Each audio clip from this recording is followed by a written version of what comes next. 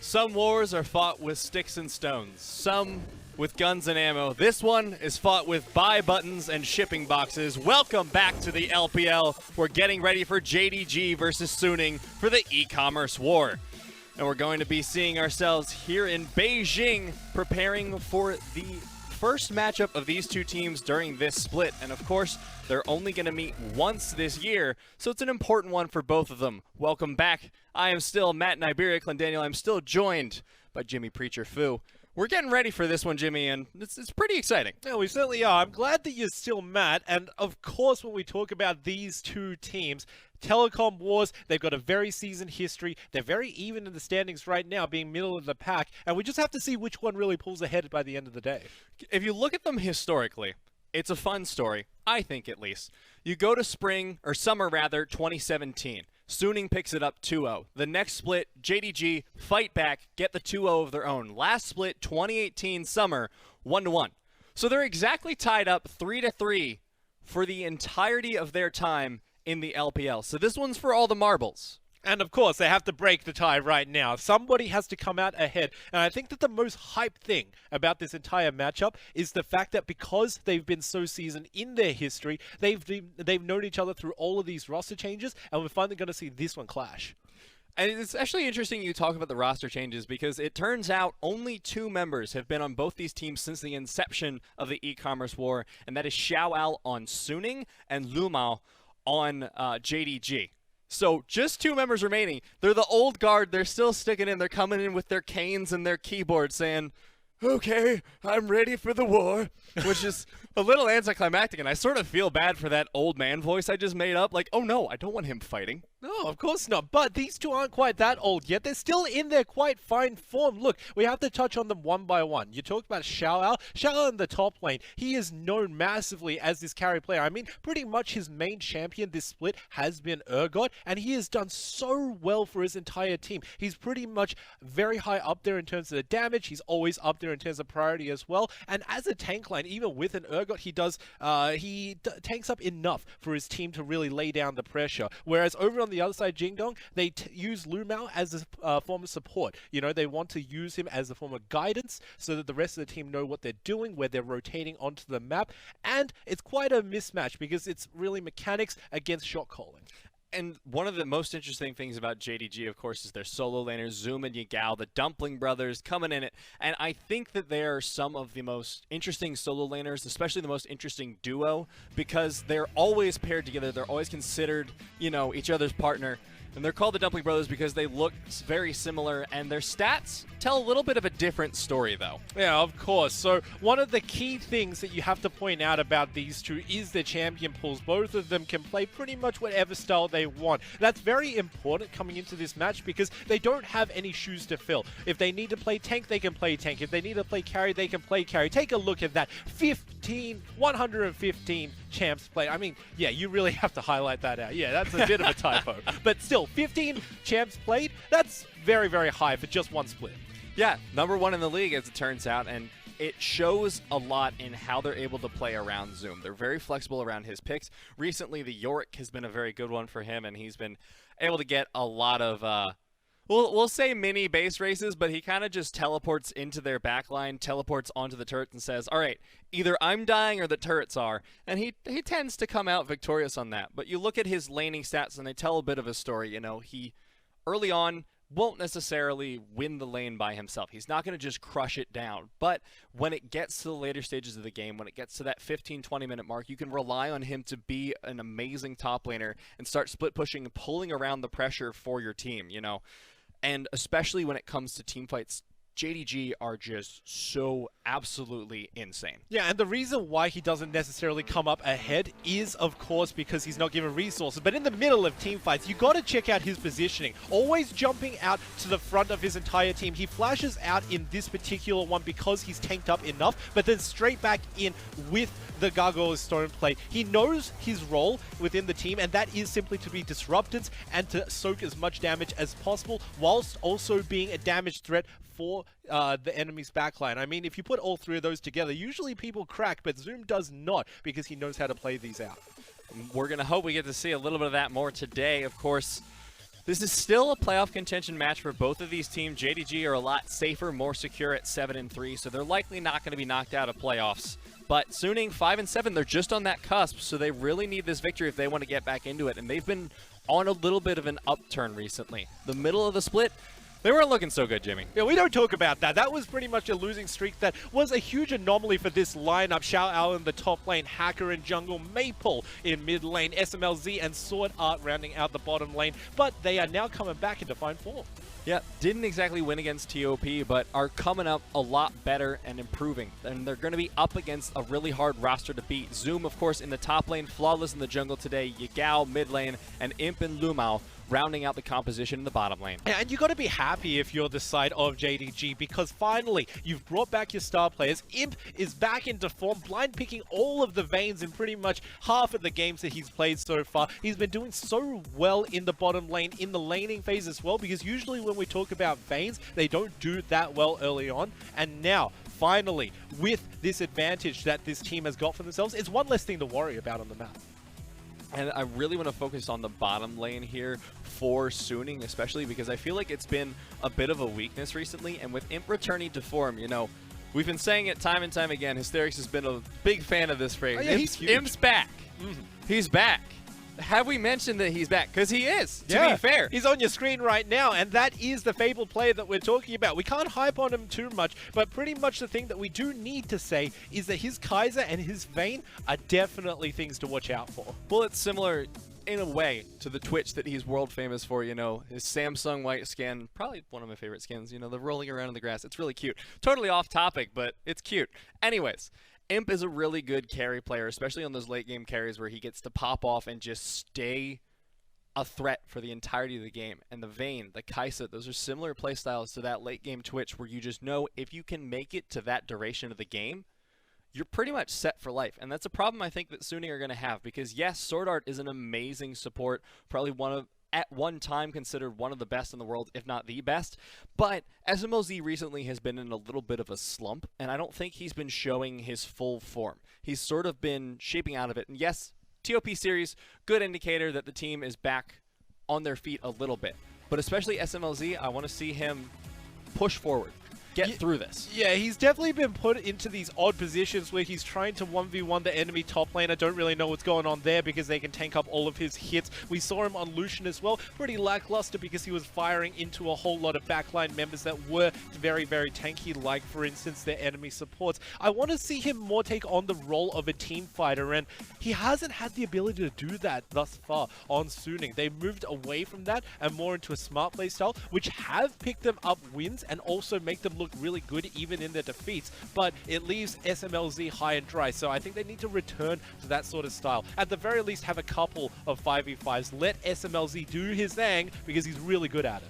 One of my complaints is more along the champion pool route because Smlz recently, since he hasn't been playing quite up to snuff, they've been putting SwordArT a lot on the Tahm Kench, which is a very safe support pick, and it's great, but SwordArT is not known for his Tahm Kench. He is known for things like the Alistar, the Thresh, the engaged supports that are able to set up his team for more success. He's able to shot call, make instant decisions on them, and the Tahm Kench just doesn't give you that level of flexibility. So I want to see them maybe try and switch his champion pool back to the things that he's known to excel at. Yeah, because it's just a huge mismanagement of resources for SwordArT. If he's left on that TK, not really going to make the biggest shot calls in the world because, of course, LvMao is known as one of the greatest shot callers, but he is also going to be lacking in terms of mechanical outplay. Known for that in the bottom lane, you definitely need to put him on these engaged champions. So Smlz, I'm not really fearing for him. I think that he can do well by himself if he's left to his own devices. He hasn't been that, but the team needs to trust him.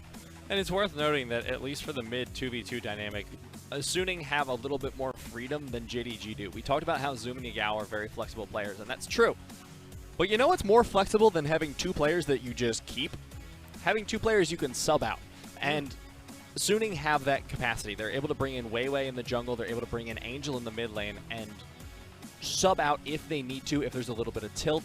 For example, Last time it wasn't really tilt necessarily, but when Maple first fell ill and they brought in Angel for the first 2 games of that series, it's good to have that flexibility, and especially as the series get longer and longer, when you get into these best of 3s, when it gets to the 1-1, you might need a little bit of a mentality shift. And it's statistically hit and miss sometimes with these subs out, but the huge thing that they do have for themselves is the fact that they can reset their mentality. Like you said, coming in with a fresh set of eyes, they've watched the previous games, so they know the weaknesses, and they can start playing towards their own strengths.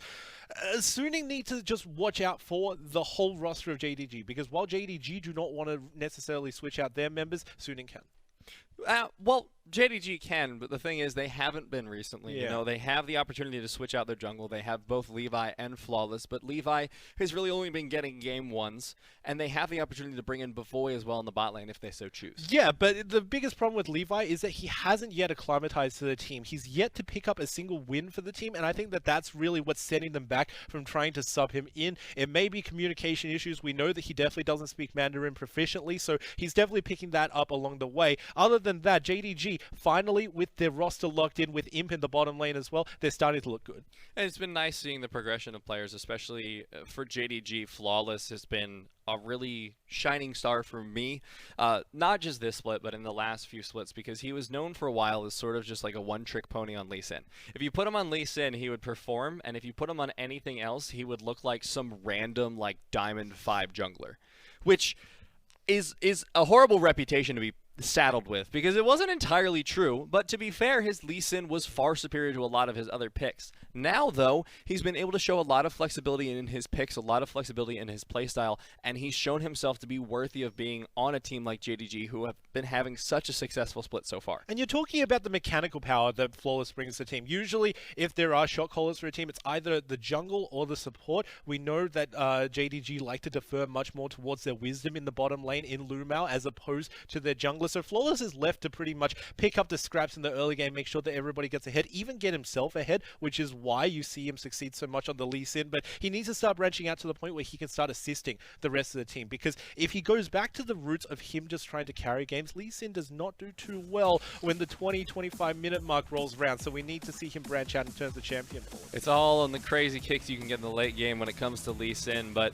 now we're going to be focusing on the crazy picks that come into the pick ban here in JDG versus Suning. And nothing too surprising so far. Suning just banning out solo laners galore. Yeah, and I'm just happy that Nico is off the board, because in that second series that we saw today, that one was a little bit of a nuisance. So definitely taking that off for Suning. If a Lissandra isn't banned away, I think the very standard first pick should be that. And I was going to pull up the rec side because that's something we've been talking about, but I did notice that it was banned, so I don't have to look a little bit silly today. Also, I want to see JDG have more of a focus here in the pick ban, because Suning know what they're doing. They want to shut down LvMao, or sorry, they want to shut down Yagao, they want to shut down Zoom. You know, Yagao and Zoe are sort of one of those pairings that you really need to keep in your mind anytime you think of like player plus champion. Sort of like Flawless and Lee Sin in the past. Yeah, but you just cannot give Yagao any sort of assassin. He pops off on Zoe, but especially on other ones as well. If he could do the DPS, then that works out so well for them. I'm not too sure that this Kalista is the best first pick available for Suning. They are giving priority to Smlz because they don't want it to be restricted in terms of his champion pool, but they did just forego 2 very strong picks. Yeah, the Lissandra and the Jarvan being given over to JDG, but I do sort of like the Kalista depending on what I see in the rest of the composition, because that does necessitate or at least help you pick out a more engaged heavy support. And while Galio can play a little bit more defensive, doesn't necessarily dive in, I like seeing SwordArT on something that he can pull the trigger on. Yeah, SwordArT will have to be the engage factor once again. I have to echo the sentiment that without him on Tom Kent, with him engaging and also calling these fights for his team, then that is where Suning can find their strengths. They've been coming back simply because of that. And now for JD, they need to decide what they want to take into the mid lane. Looks like they're going to be going with the Lissandra in the mid lane for sure, and flexing that Irelia up to the top lane for Zoom, which is, I want to say, really shockingly standard for JD. Because it is at this point. Yeah, you see Zoom, and he has 15 champions picked. I was expecting him to bring out something like, I don't know, Cassiopeia top, anything. But it's worth noting that Suning were able to take away the Yorick from Zoom, which he's had so much success on recently. So now he's going to be on that Irelia and try and compete with the Gravedigger. Yeah, and also a huge point for Jingdong is that even though they've locked in both of their solo lanes, they've foregone their ADC, which was first pick for Suning. It's a little bit of a surprise that Suning are not banning that champion pull away. They're not necessarily respecting Imp because they think that even if they ban away the top ADCs, he can still pick up his pocket veins. So they're going to leave that to the Wolves, and I just want to see Jingdong pull up massive in the bottom lane. Well, there's the vein. Yeah, there it is. Literally the moment you mention it, it gets banned away. But I don't know how I feel about that, Preacher, because Imp can just play Kaisa. Imp can just play, I mean, if you really need to dig deep, he can play pretty much every AD carry in the pool as long as it has a late game component, as long as he can look flashy doing it. So with that in mind, and the fact that it's already been picked, they're just going to go for the Braum. Yeah, and it doesn't really matter what sort of ADC they pick up because Infinity Edge is very strong right now. Imp has been known as the auto-attack type of player, so he is pretty much comfortable on that. He can even go for the Lucian if he wants to hard carry the bottom lane, which does very well into the Kalista Galio composition. Suning now, they need to try to disrupt that bottom lane because these are very formidable lanes coming out from JD. Looks like they're going to start picking up their jungler, finally locking that in. The Olaf coming in. Very popular pick, very good in the early game. And okay. All right. I want to see it locked because that means Galio mid, which we've started to see come back into the meta a lot despite the nerfs. Yeah, it's a bold pickup because Galio doesn't really do that well in the mid lane. He pretty much has to wait until he makes a play on the rest of the map. But they're going for the boldness. All right. There's the Thresh. That's what I was talking about. Literally, just put SwordArT on something he can carry on. Put him on something that he can make decisions on, and the Thresh is a great opportunity for that. It also means that JD will have to watch out for those hooks because as soon as one of them calls for the engage, Lissandra is telepath, and also the Jarvan as well. As soon as they put down either the glacial path or the flag, you can start throwing your hook over there. So they need to be careful in terms of which angle they come in from. They certainly can't focus too much on the bottom side. They need to let the bottom lane naturally win that one out for themselves, and they need to look towards elsewhere. To be fair, Thresh has been nerfed a little bit on 9.4. He's got the hook cooldown to contend with now, but like you said, it is such an important playmaking tool there for SwordArT and Suning overall in the bot lane. But it looks like with the very aggressive lane coming in from JDG as well, they have a little bit of potential to fight back. Certainly. It's just the laning phase that's really scary for JD because they drafted 3 extremely strong lanes which will facilitate their jungle. It's very odd because both of these, pretty much every single series that we actually saw today is not the jungle facilitating their lanes, but the other way around. And once again, we have to see how that comes into fruition. Well, it depends on what kind of jungler you end up with and how they end up playing, because a lot of times you have junglers that are very, I'll say, telegraphed in how they play. You look to BLG, for example. Meteor, at least for the first half of the split, you could guarantee that he was going to invade at some point and try and look for that jungle 1v1. So when you have your lanes sort of self-sufficient, it gives your jungler the freedom to look for that. Maybe he looks for a top gank, maybe a bottom gank, maybe mid, maybe he farms it up, maybe he just scraps it out for objectives, maybe he scraps it out hunting for the enemy jungler. You have that freedom. Well, Flawless into Hacker. Naturally, he also wants to take it straight 1v1. Both of these two players are known more mechanically gifted than playing smart, necessarily roaming around the map doing smart pathing. So if they meet in the jungle, I think that they would both want to go in rather than go out. And that could definitely be a huge hitting point for both of these two teams because whoever comes out ahead will have the better advantage going into objective control. Yeah, and I mean, Olaf is a really strong early jungler, and Hacker, we have praised him at least the last split. He was really well known on Suning as one of the better members of the team, I'd say, and it was all on that aggressive playstyle, which he didn't really showcase much. Now, this is his chance to do so. We'll see if it gives him the edge they need to take down JDG in game number 1 of Suning versus JDG. The e-commerce war commences now.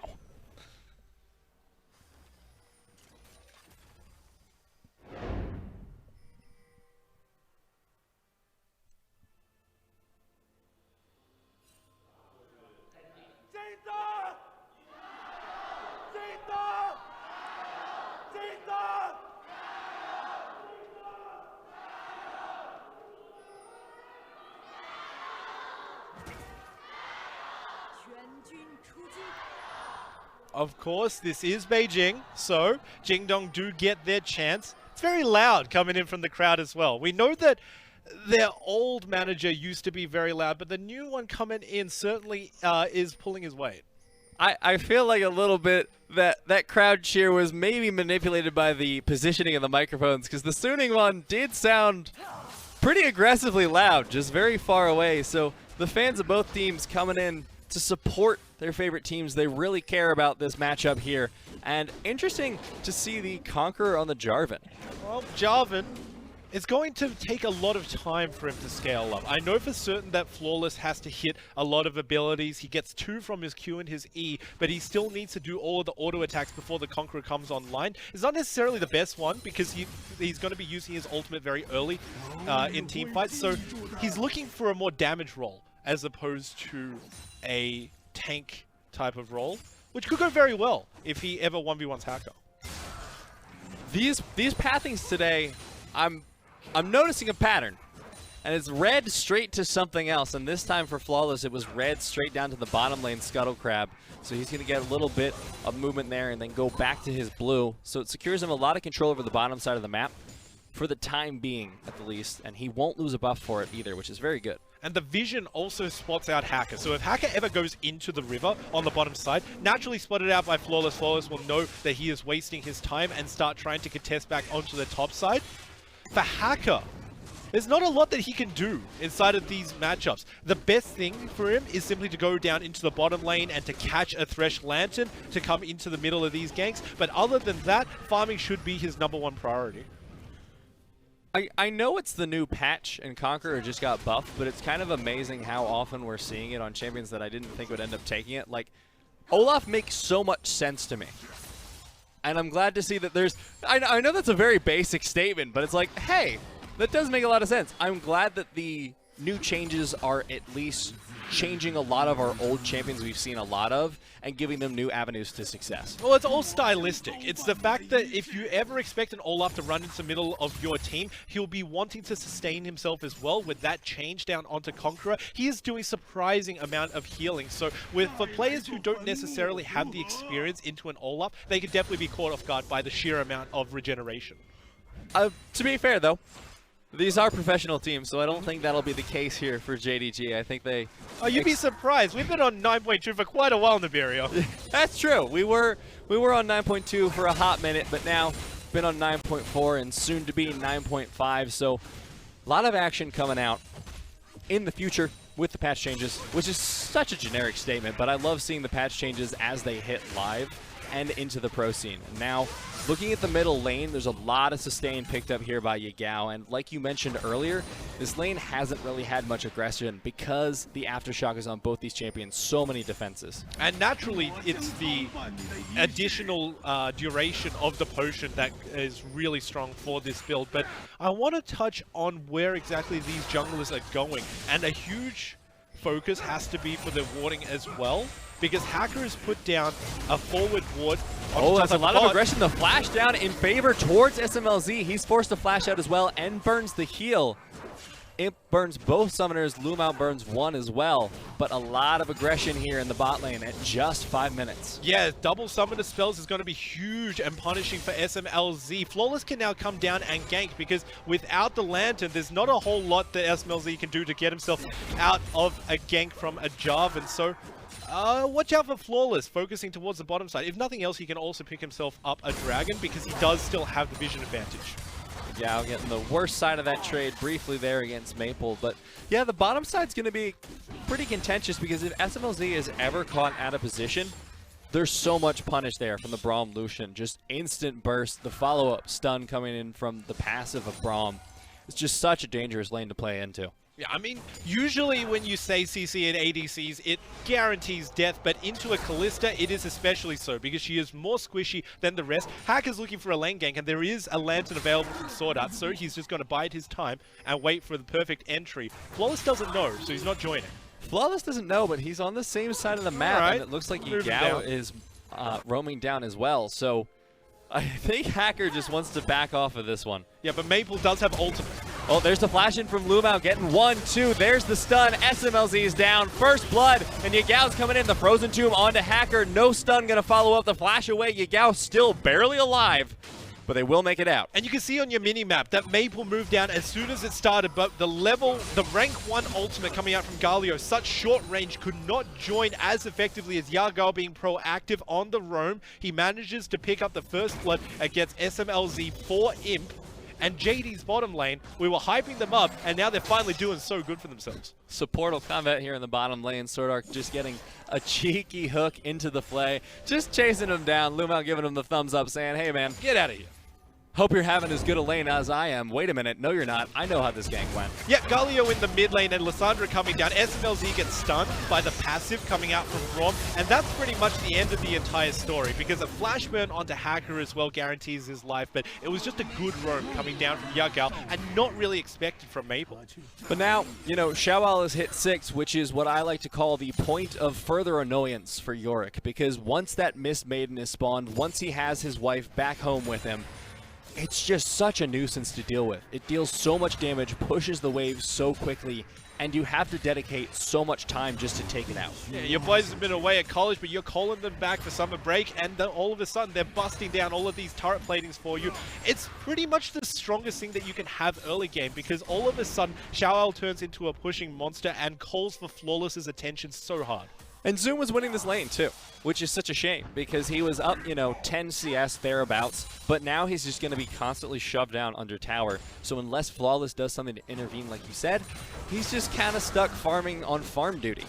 But now, both of these two junglers need to turn their eyes towards the dragon. It is an Infernal to start us off in Irelia, which is very potent for both of these two teams because they are indeed looking to get the mid-game pushing power down onto their opponents. So, naturally, Vision has to be prioritized around here, and in kind, Suning and trying to clear it out. JDG doing a brilliant job pre-warding up that Baron's, or Dragon rather. Whew, getting about 12 minutes ahead of myself there. It's way too fast. Yeah, well, we'd hope at least. The Infernal Drake not going to be taken down just yet, but JDG still do have the vision advantage. You look, they still have 3 sources of vision around the pit. It's not going to be, at the very least, sneaked away. So both of these two teams can sit comfortable until the Scuttle Crab expires, and after that is when the fighting really starts to ensue. So we have to watch out for both of these two teams in a hot minute when this dragon becomes top priority. You can already see the Hacker is making his way down because he's trying to prioritize this, and he's looking for another gank as well, because honestly, this Thresh Olaf combo is pretty strong. Although at the same time, I mean, the problem is going to be the position of the lanes, I feel like, and Maple is just doing such a great job winning these trades. Flawless will secure the blue buff, but they're going for the engage onto him. Forces the flash, but the flash follow-up's there from Maple, and this should be a kill for them. Double buffs now onto Hacker. Yagao trying to zone them out. The Cataclysm is there for the time being, but Yagao really needs to get out of here if he wants to live. Oh man, they just straight style onto him. They knew that Yagao also had the longer extended travel time into the jungle, so what they do is they call the shots. It was a flash burn, but still another flash in response from Maple. They pick up the kills where they can. Looking to rotate it down into the bottom lane because they weren't too confident about taking the dragon, but nothing going to come out of it. And now JDG's bot lane starting to fall behind a little bit in CS after their really good early game, especially given that gank from Flawless and Yagao. They need to make enough of an impact, like take down 2 members in the bottom lane before they can keep their eyes onto the dragon. It's not naturally a dragon taking composition unless Smlz is freed up to also put his Ren stacks into it, so they need to wait patiently for that to happen. But it is going to be the big point of contention for the next few minutes. So it's going to be a lot on mid priority, a lot on the mid pushing, and maybe a lot on this gank in the mid lane. Oh, what a beautiful flag and drag coming in there from Yagao and Flawless. The 1-2 combo plus the stuns coming out of the bot lane with LvMao, and they'll take down Maple. I mean, what can you do? That's just depressing. When you try to get out from that by punching your way through, and all of a sudden the Jarvan is in your face to stop it, you cannot get out as a Galio. And that just feels bad, man. 3 members for 1 kill, but it works out. It's just an absolutely beautiful flag and drag from Flawless. The perfect time to interrupt the Justice Punch. Oh, man. That's some Jarvan mechanics right there. This is what we expect out of Flawless as well. You were talking about his early game potential, and it's all mechanics from this player. He is doing pretty much the best in terms of mechanics in the entire league. I would have to say simply because in the early game he's freed up from all of his laners being so far ahead that he can just do his own thing. He doesn't need to worry about his individual players. Well, that's something unique about jungle is that when your lanes are doing well, you look better by default. But now, FLICKR looking pretty good on his own, trying to secure this Infernal Drake, and JDG in no place to contest. Well, they simply don't know it. They had no vision over it, and with that control ward as well, it's going to be completely denied away. I think that Flawless was way too aggressive early on, because while he did manage to get that excellent kill in the mid lane, he immediately left it. He didn't go for anything, and that could definitely be something that we can criticize from Jingdong. They don't push their leads when they get it. If they get an inch, they just stick with an inch. They don't push it towards the mole. Why not? That dragon was very important, and now you can't get it anymore. Yeah, just trying to keep pressure here in the mid lane while he can, but like you said, dragging off the map, and the next one is going to be the Mountain Drake. Now, this is good for both teams in a way, because, well, I'd say it's better just if XiaoAL could get that Mountain Dragon, so much push from the Yorick. Just concentrated on him. He's pretty much a pushing machine. I mean, what else does the champion do? He's decent at 1v1s, but not necessarily into an Irelia. So we just have to see when he gets his Trinity Force, how much he can influence the entire map. Because sooner or later, a 1v1 is not enough to counteract the split push of the Yorick, and that's when worry starts to accumulate for Jingdong. Well, despite his split push potential, it looks like Zoom's doing a pretty decent job here in the top lane. The Q does so much just to stop the ghouls from doing damage, and he's got a 13 CS lead at the moment there on the Irelia. So despite the fact that the push is coming out hard and fast from XiaoAL, Zoom's still holding his own. Just completely negates any of the split pressure if Irelia is there. However, in the jungle, Flawless going to spot it out. Now the bot lane going to be another fight. SwordArT getting stunned up there. Imp just going to disengage, but that's half of SwordArT's health gone.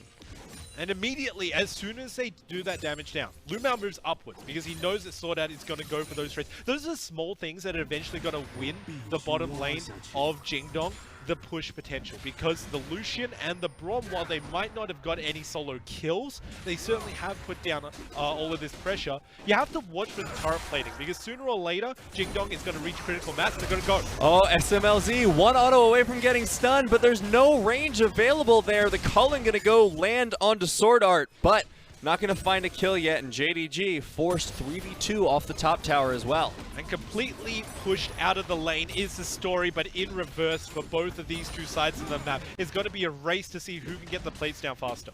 It looks like it's going to be Sooning, because if you look at the bot side, Imp and LvMao are having a lot of trouble getting any platings down. Sooning able to pick up 2, and there's only 15 seconds left, so it looks like they're going to win the plate war. And while that was all happening, Yagao was pushing in the mid lane with Demolish as well. Jingdong have definitely pulled out ahead. Only 1k gold, so nothing to worry about. It's not too much of a sweater, but eventually that's going to add up. And we know that Jingdong can continue to push because of that priority. I mean, a lot of that, though, is just from the CS differential in the top lane. Well, a decent amount, I'll say. I want to see if Zoom is able to keep it up, because like you said, the Trinity Force on XiaoAL is such a powerful spike. Zoom already has his, so he's got the item advantage already in this lane, and I want to see if he can push it further. I'll have to temper your expectations, Nibiria, because that does also add up the ghoul kills, so it's not as high as we imagine it to be, and ghouls only give you about 5 gold, so it's negligible. But Jingdong is still up ahead in terms of the plate pushing, so we have got to keep our eyes on that, because that is the play. Until Yorick comes online, we always have to watch for Jingdong to pick their advantages where they can get it. The ghouls are barely worth anything. Those are his sons, you heartless monster. Yeah, they should be worth more gold. A sad statement on the Runeterra health system. Did that get a little too real for some people? I think I may have gone a little too real with that one. But man, I'm just going to skip right over it. yeah, I don't want to touch Herald, that topic. There's this whole Rift Herald thing, creature. And it's going to be taken down by JDG. So a good response eventually to the Infernal Drake taking down bottom. And speaking of Drakes, there's a minute left until the Mountain Drake spawns. And 5 people are moving towards the top side of the map. They have to give this up. It's going to be a 2-turret push. Let's see how the bottom lane of Sooning respond on the bottom part.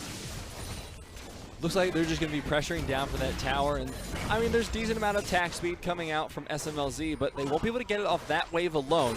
SwordArT's backing, which signals they don't want to keep going, but maybe JDG do. That could be a huge defeating factor because they chose to stick the ADC down there instead of go for the straight fights. I was talking about the 2 turret take. They don't even get one on the bottom side, Nibiru. This is very bad trade. And if they take down the Mist Maiden as well, that neuters a lot of Yorick's push power for the time being. And he might even, the Rift Herald might even be able to get another turret damage in the top. Doesn't even matter if it does or not, because taking down 2 turrets on the top side of the map so early on in the game means that they're going to have natural priority when Baron comes up. A huge push coming out for either Zoom or Yagao on the top side can completely leave Suning bereft when it comes to trying to find avenues into contesting Baron. Does mean, however, that JDG are out of position for this dragon, so yeah, Suning, I guess, stalled them off of it by sacrificing the 2 towers in top, but I don't think that's worth it for the Mountain Drake. Not so far, but they have to pick up something where it stands, and the objective control goes to Kalista if she can be the first person to hit it. And I mentioned that specifically because when Baron comes up, I know I'm harping on about it even though it's 3 minutes away, it will be in the priority of Jingdong. Check out the wards around the top side of the map. Control wards, normal wards, everything spotting out Suning walking in. That's going to block them off from even trying to contest. And it looks like now JDG are setting up the 1-3-1 here, sending Lissandra top and keeping Zoom in a side lane by himself. He's going to be looking at the bottom lane, which still has the outer tower available. Only 3 towers taken down so far this game. 2 for JDG, so this is the last outer tower they need to get down. Or sorry, nope, there's 2 outer towers. I forgot they just chased down 2 in the top lane. Yeah, but here's the TP from Jingdong, and they're looking to dive. They're going for the dive. Flag and Drag lands on Smlz. Calling does a lot of damage to him. Flawless tanking up the tower as long as he can, but Zoom will still die for it. And now JDG are stuck in a very unfavorable position. Yagao trying to kite it out as best he can. SwordArT half health. Yagao uses the Frozen Tomb on himself to give JDG the time to get out, but they haven't used it. And now Imp gets hooked. SwordArT with the savior play. And now they're going to pick up 3 kills total in this fight. That was beautiful coming out from SwordArT in the later half of that fight, but it was Jingdong not respecting Suning's ability to rotate. They didn't know where the members were. They called a dive even though it wasn't advantageous for themselves, and look at how much they lose in the face of this squad. They wanted to set up the tempo for themselves down in the bottom lane so they could rotate at mid, but instead they lost a ton of tempo, lost 3 members of their team, and now it's looking like they're going to lose the outer lane mid tower.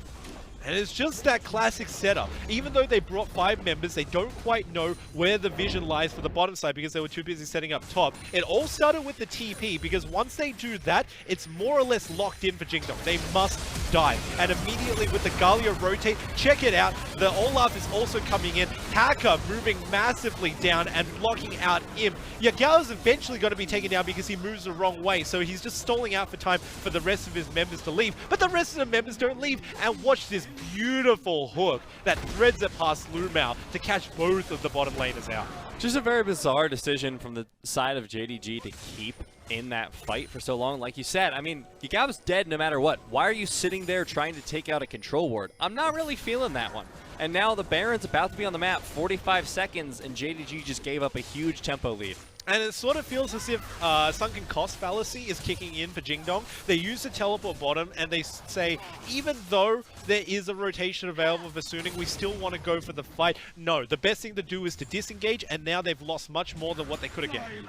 Now XiaoAL just having free reign there in the bottom lane, 0-0 in 3, 191 CS. It's a pretty big boy there on that Yorick. He's being the nuisance in the side lane, and I think that that's going to be the story for him. He's just going to be a constant nuisance against Zoom, always contesting towards that push. Zoom's going to have the clear ability for the ghouls, but in terms of the 1v1, he still needs to be very careful, because if he dashes in at the wrong time, he can be completely locked out. I mean, and the question is, too, how that split push develops, because eventually either one of them's going to be called away at the wrong moment, or one of them's going to start winning the trades. And once that happens, the entire face of the macro play for both JDG and Suning is going to have to change. I love how you mentioned that, because when we check the TPs available for both the top laners, XiaoAL does not have his. Half cooldown, Zoom has his, so if Jingdong want to call a fight, before it was bad, but now is a very good time for them. TP not available, Dragon going to be up in a minute, and looks like they're going in for the engage already. They caught out Smlz, he's just not positioned carefully enough, and Yagao starting to lose a lot of health, has the ultimate, and pops it takes down as well onto Maple, and the flash away from Hacker will signal that JDG have a safer Baron than they might have imagined. Smart plays, calling the TP from Zoom, knows that XiaoAL can't join, and now Suning have to get the consolation prize of pushing as many turrets as they can while the big purple worm is being taken. Oh, they're going in for the re-engage, and looks like they're just going to get the kill on the Hacker before he can take the Lantern. Yeah, and didn't even have the ultimate, so he couldn't block out all of the CC. Now there's no guarantee of a steal. They're just trying to push it frantically. XiaoAL, what are you doing here, mate? What are you looking for? I guess he thinks that he can contest the Baron better than he can just take the mid tower, but you could just grab an inhib, man. Instead, he's going to try and fight onto this Baron. 800 left. They will secure it, and JDG, now they're looking potentially for the engage, but maybe they've been baited. The teleport comes in from Maple. Not going to find anyone with a taunt or anything. Oh, man, Zoom! What a beautiful, flawless duet, living up to its name. Yagao trying to stall out, gets picked off. Now LvMao and Zoom are in trouble, but again, the flawless duets from Zoom keep them safe. Reflexes of a cat. As soon as a flash comes out, immediate stun up from Irelia. I don't think the chase is... Okay, it's finally going to be let go because Suning knows that they're overextending way too much. The Baron eventually goes over to Jingdong because they take down the jungler of Suning, and the advantage goes to them now. All they lose for it is the mid lane tower. And, I mean, one kill into Yagao, but it was a beautiful Baron. Yeah, they tried to re-engage down onto here. However, Suning, if you watch them, absolutely caught out. No TP available. Slowly starting to move the Yorick up. And by the time that he even reaches mid lane, the fight's already over. So he's asking the question, where exactly does he go? He goes towards the turret to try and take down something for his team, but it's just split calls all around. They're not playing as a unit. They don't really know what they're going for in terms of the map rotations. And JDG, despite having towers still up to take in the mid and bottom lanes, are going to prioritize that Mountain Drake. That will be their first dragon of the game picked up for them. And the next one's going to be a Mountain as well. Good dragons. It's good dragons for the push because you also got you've also got the priority. Now all Suning need to do is make sure that they can hold out against Jingdong, because Jingdong are bearing down with the Baron buff. They're playing carefully. It's a 1-4 and not a 1-3-1, even though Yagao can do so much by himself. So they're biding their time and they're using the minions to do the majority of the work. They will pick up the bottom lane tower there off the back of Zoom. The mid lane tower is the only outer remaining for JDG to try and take. The Baron buff still remaining, 1 minute and 30 seconds. Looks like they're just going to keep Zoom here in the bottom lane with some support from Flawless. So, oh no. What? Okay. Okay. All right. I think they're good. But Flawless is going back in. All right. I think he knows. I don't know about this, mate. No. He's definitely figured it out, and the inside track goes once again to Suning. So a little bit of wasted time by JD on their Baron buff as well. But they still managed to get the bottom lane turret, which is really good for themselves considering just how close the gold is. It's less than 3k by 24 minutes in the game, Nibiria. That's not even a single item for any of these individual players. And Jingdong, they need a much bigger lead than they currently have. They got the Baron buff, but it kind of looks as if they're stalled out because Suning can just clear out all of these waves. And you're right that it's not a single item for any of the players, but it is an item advantage in a way, because you look at Zoom, he's been outpacing XiaoAL a little bit in items the entire game. He's got his Sterix first, XiaoAL's still working on his. He got his Triforce first, XiaoAL was still working on his. So Zoom is keeping up and indeed ahead in the items. At the very least. Yeah, he's going to have a good enough time in this split push. It's not to the point where Yorick can just outright bully Zoom and kill him 1v1, but it's to the point where if XiaoAL ever calls for some assistance, Zoom needs to be extremely careful because he can be locked up. So once again, Jingdong, they're stuck in a precarious situation where they want to push all of these lanes in, but they don't have the resources to do so. They don't have the siege, they don't necessarily have the poke either. So all they do is they push the minion wave up and they hope that the minions can chip away. And now the Baron buff's going to fall off of them. Just 1 second remaining on that. Zoom might be caught out here on the bottom side of the map. Looks like he's going to make it out of there just fine. And now Flawless and Zoom kind of at a loss of what to do, because like you said, they don't have a lot of tools to just rush down and force down towers. Now Yagao going back to the 1-3-1 split push, but maybe going to turn into a 1-4. They're rotating Zoom back up. Yagao does have teleport and Zoom doesn't, to be fair. And the biggest definition of how a team plays is what they do when all objectives are off the map and they need to make creative plays for themselves. Jingdong have got so much good engage for their team, so all they need to do is execute it when a player is caught out. Now, naturally, that can't be Maple because he can join with his ultimate, but anybody else, especially XiaoAL, he's pretty much not going to be joining with his TP. He wants to be off on a side lane, so they need to make the calls when it happens. They're splitting it off into the 1-3-1 for now, which means they need to be really careful here in the middle lane, because if they get caught out, they're going to be at a massive disadvantage in terms of players. Now, looks like they're not going to be worried about a fight just yet. Mountain Drake and Baron both going to be up within a minute 30 as we speak, so soon it's going to be a very dangerous macro game for both teams.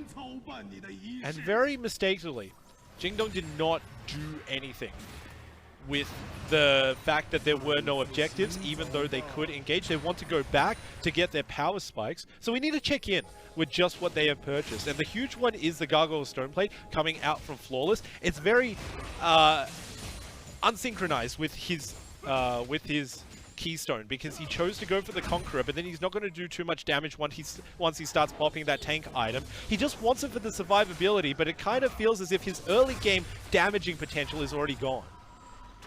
Going for the very tanky engage potential so that once he gets the Cataclysm, once he gets in there, he can stay alive for a little bit longer. I can respect that, at least a little bit. And worth noting that Maple did go for the Rod of Ages, and it's now fully stacked, so he's hitting the full amount of AP available on that item. And FLICKR, when you look at the two junglers, you've got an itemization difference. They're both going defensive, but in very different ways, because FLICKR is going for the Knight's Vow for Smlz and the Guardian Angel for himself, whereas Flawless just has the Stoneplate.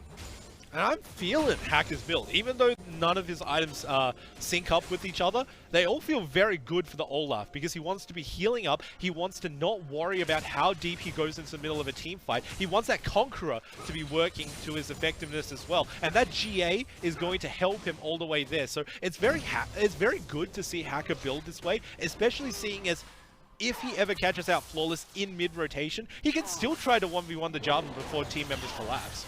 Now JDG have time to take down this dragon. They're looking for it now. And I don't think Suning are in a place to contest, and they're instead going to spend their time towards the top side of the map, looking at that Baron, which is still on the map. 28 minutes in, and JDG still just have that 2K lead. Man, that feels bad when your enemies take the dragon and you don't even get any extra priority onto the Baron. Jingdong are now rotating up to the top side, and here's the TP. That's a big dedication there. Oh, the flash. Cataclysm forces the flash out from FLICKR. So now the ultimate for Flash, quite a good trade. Flash as well from Flawless, though. Just trying to track out FLICKR, because if you can take down the jungler, then naturally that means that you get priority onto the Baron. But they don't go for any overextension, which I guess is smart because there's a lot of re-engage potential on Suning. But it also means that they expended a lot. A TP, a flash, an ultimate, and they don't get anything but a flash out of it. That said, if they do eventually get the pick down on the FLICKR, it will have been worth it, but it's so hard. The GA we pointed out earlier is just doing so much for his survivability. Anytime he goes in, he knows that he's going to have that extra life helping him out. Now we look at the map. Once again, JD is still just the 2K gold lead, and they're trying to reset the side lanes. It's all about the Baron right now, almost 30 minutes into the game. I want to say how out of this style it is for him to be playing Lucian, a very early game champion paired with the Braum, when usually we see him play much more the late game auto-attacking, you know, 2 attack speed items and full crit build. It's interesting to watch him negotiate these fights, or rather lack thereof, because he knows his potential, and he knows that he can certainly skirt around, because while there is a lot of chase potential coming out from FLICKR and also XiaoAL, there is a lot of escape from Imp as well. But we're yet to see him execute it. And I think that this will really be a test of whether Imp looks good on this type of champion, or whether he should revert back to late game scale. It's worth noting at the very least, however, that he is going for the more crit-oriented build. He's got the rapid fire cannon and the BF sword, which, to be fair, might not be going for the eye edge, but he hasn't built the Spear of Shojin just yet. Oh, the flash. Oh, Maple. Okay. All right, SwordArT. All right. Just save him like that. Yeah, why not? I mean, Yagao was trying to find the pick. Just not going to happen. No vision down for Suning, so this could be very deadly for them because they will try to call.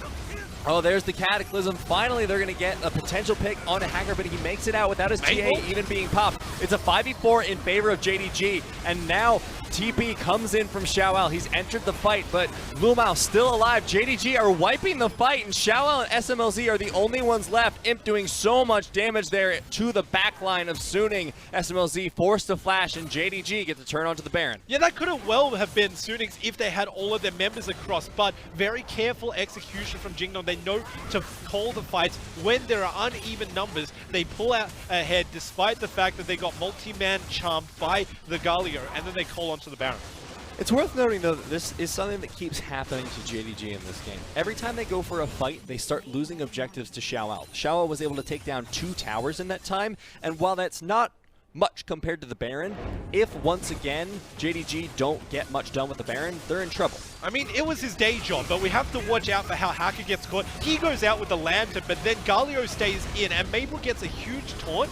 However, members not being there is their ultimate demise, because JD, they play front to back, all of their tank line is in position, and Imp doesn't take a single point of damage throughout this entire fight, so he is just free firing on everybody from the side of Suning. Now, okay, did you really have to show the flash? That just feels mean to SMLZ. It's like, let's make him live with his shame. He's already got to deal with the Baron buff of JDG. He's got to deal with this outer mid, finally potentially going down. Hey man, no shame about flashing. It's better than dying against the Lucian. You know that he's going to chase you anyway, so now it's Suning have to play on the defensive once again. And it's going to be much harder this time because we know that Zoom can now 1v1 XiaoAL to the point where he can completely clear any sort of pressure. And we have to watch for where Hacker puts his priority, which lane he wants to defend. Finally, that mid-outer will go down, and in the bot lane, Zoom is putting a ton of pressure onto the inner there as well. No inner left on the top side. It's been down for a long while, so in one push, JDG might be able to take a lot out. Yagao goes in, tries to get the engage, but a good ultimate there from Hacker will save him for now. Oh man, the Catadunk coming in. The follow-up stone plate will keep Flawless alive, and Imp just wants to dive the tower. He's got the GA, so he can if he wants, but I don't know about that one, Imp. Nibiria, that was excellently played coming out from JD. They use the control ward as well to stop out, but SwordArT is caught. They're going back in once again. Flawless with the engage. SwordArT's down at this point. JDG have a massive man advantage. Flawless duet. Not going to be able to find the stun just yet, but Zoom still alive, and he's going to be chasing down SMLZ. So little health. Imp still alive. They have the Baron buff. They might be able to just turn this into a win. Look at that massive wave in the bottom side. And they use the numbers advantage so well, even in the later part of the game. As soon as they know that there are not enough members to defend for Suning, they push all out and they go for the Nexus play. So this was very well coordinated by JD. While a little bit slow, it's better than taking fights that you can't necessarily win. They learn from the early game mistake and they pick up this very crucial victory. Was a very odd game of push and pull for a while there, because especially when you look at, and I mean that's true of any game with a Yorick that knows what he's doing, right? And XiaoAL was pushing, but it was that one team fight around the Baron that really threw a wrench in things for Suning. Yeah, I mean, Suning, they were trying to get there, but with not all members across in time, JD just managed to get the superior numbers advantage down onto them. I also just want to finish my point, because it was quite beautiful that with the very last team fight, there was a control ward on the Lantern to prevent the taking of that Lantern. So it was pretty much JD just styling on Suning. Yeah, and they really come through looking like the better team in the end, but there was a little bit of sloppiness there. Like, you look at the gold in the mid game and it started to drop a little bit out of the favor of JDG into the favor of Suning, who really put up a pretty decent fight. And look, if I have to guess where that was, then that should have been the one where they tried to call for the dive, didn't respect that Suning were over there, but they rectify their mistakes and they start counting all of the members. They start counting the TPs as well to make sure that if members are off on a side lane, then they can't come back to join. And it's just smart plays coming in from JD. I think that this is a team that can definitely adapt on the fly, and that's the scariest kind of team, because while you could have a team that doesn't have any flaws, if they run into one of their problems and it takes forever to fix, that can be exploited. JD, they fix it up straight away.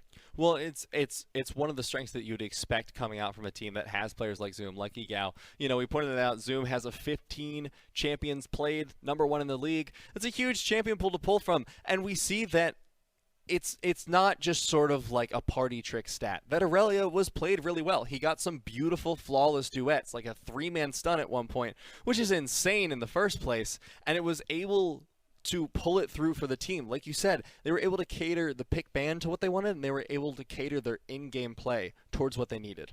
And it was just a lane counter as well, because he's not just going into top lane and pressing random lock-in and play. It was planned because it definitely does very well into the Yorick. It cancelled down all of the ghouls, and he did pretty much the majority of the carrying work. Well, coming into the second game, what do you expect Suning to need to shore up the most if they want a victory? Well, if Suning want to go for that, they don't have to look for reactive plays, because whenever it was handed to them, it was with uneven numbers. They need to look for proactivity. I like SwordArT on the Thresh, but he needs to go much more aggressive and use those hooks as opposed to holding onto them, waiting for the enemy to dive into him. Yeah, because that was an absolutely dirty Thresh when he was able to get it done. Let's hope they can get some more consistency, look for more proactivity, and take it to game number 3, or maybe JDG will get the clean 2-0. We'll be back in a bit.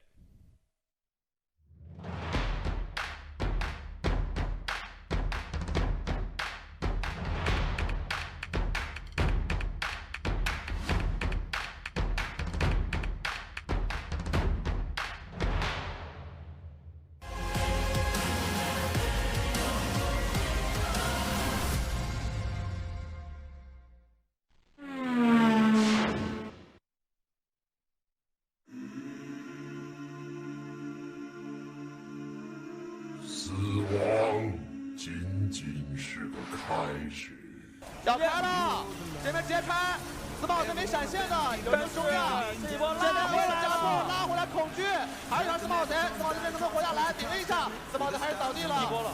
哎呦，这边的话，阿卡丽回城，然后拯救局面，但是场地有真。前往死亡吧！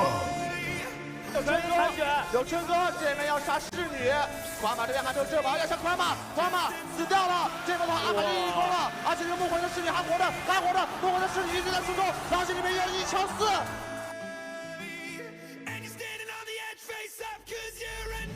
怎样的战斗在等待着我？林时代原地开出个大招，后边阿乐这里想要被挂了一个。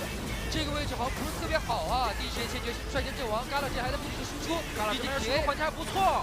后续的话，超过2人之后，配合icon侧面一个输出，Galio这边还有半血，后续8-4的一个进场。断剑重铸之日，骑士归来之时。Galio这边还有半血，后续8-4的一个进场。看一下5-4能不能收掉，被打回去了。PA 还能最后一下一发 Q 收掉雷克的人头。后续5-4这边没有闪现的话，还想再追，一发 PA 再一发这一个剑。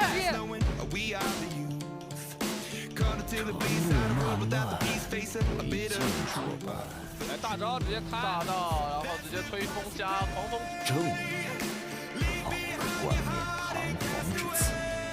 也该动，我也该动。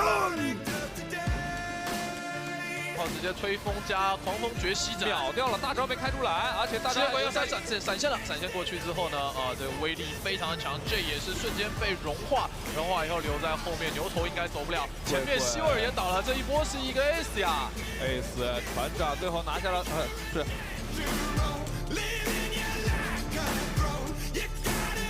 哪里需要我呢？塔现在很着急，上来刘青东这一波肯定要遭受，没有闪现的情况下交了一个金身，最后被小虎收掉了人头。闪现进来的金构给了大招，但是旁边有一个金身，卡塔闪现脱离之后没有遭到击杀，后续小虎再上来，但是被天晕爆了。别克！我的天，这个蟒蛇再回击一个挖掘机，东西这边已经被打出了一个复活甲，加里奥也倒了，在等优战，4个人在等他 ，AJ 也没有办法。哇，这一波金控跟小田打得太好了。请让鲜血都流出来吧。他也需要冰泉去帮他有点小 AOE 推线，3个人想抓的善，收获之月，多美妙的名字啊！的善直接被顶出了防御塔，交闪现想去换 Mystic 大招，直接爆死，红怒 Q 回了一口，还转身还想杀 Magic， 落地一个 Rookie， 但是 Rookie 根本就没有冲到助攻，使得善1v3砍下了一波双杀。